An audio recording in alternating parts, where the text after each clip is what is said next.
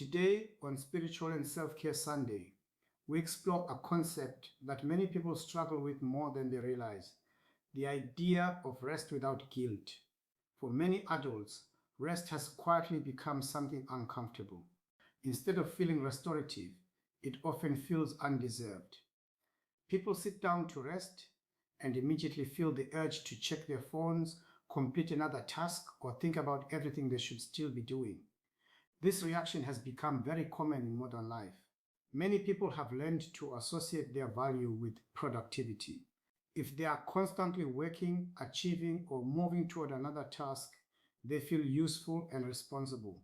But when the body slows down, a quiet inner voice often appears that says they should be doing more. Over time, this belief creates a subtle but powerful tension between the body and the mind. The body naturally requires cycles of activity and recovery. Muscles grow during rest. The brain consolidates memory during sleep. Hormones regulating stress and immunity stabilize when the nervous system is allowed to relax. In other words, rest is not the opposite of productivity. Rest is part of the biological process that makes productivity possible. Without recovery, the body slowly accumulates fatigue. The nervous system becomes overstimulated, sleep quality declines, and concentration becomes harder to maintain. Many people interpret these signals as weakness, when in reality they are simply signs that the body needs restoration.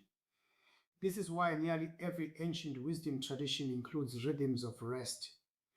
In the Christian tradition, the idea of Sabbath reminds people that rest is not laziness but a designed rhythm of life. It creates space for reflection, renewal, and alignment. When people pause intentionally, the mind often becomes clearer and the spirit becomes calmer. This pause allows a person to reconnect with what truly matters instead of constantly reacting to external demands. But in a fast-paced world, many people have lost the ability to rest peacefully. Even when the body is still, the mind continues running through unfinished tasks, worries, and expectations. This creates a form of internal exhaustion. The body may be sitting still, but the mind remains in motion. Learning to rest without guilt means understanding that recovery is not wasted time. It is the foundation that allows strength, creativity, and resilience to return. Athletes understand this principle very well.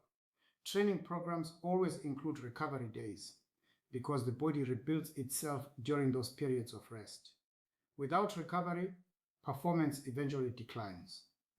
The same principle applies to everyday life. Work, responsibilities, and goals require energy. That energy must be restored regularly for the system to remain healthy. From a wellness perspective, rest is closely connected to the nervous system.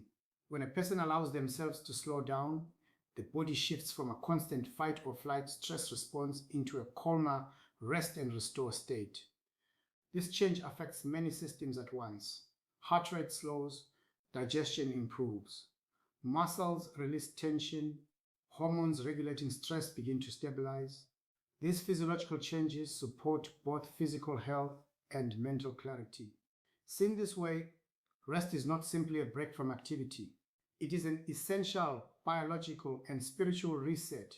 Spiritual traditions often encourage moments of stillness, reflection, prayer, or quiet gratitude because these practices gently guide the mind into that calmer state.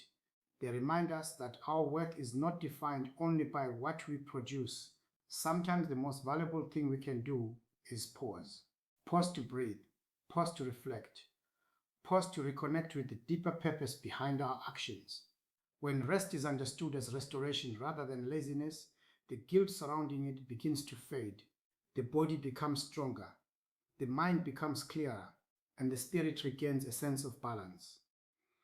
In a world that often celebrates constant movement, learning to rest peacefully may be one of the most important forms of self-care, because real strength is not only about how hard we can push forward, it is also about how wisely we allow ourselves to recover.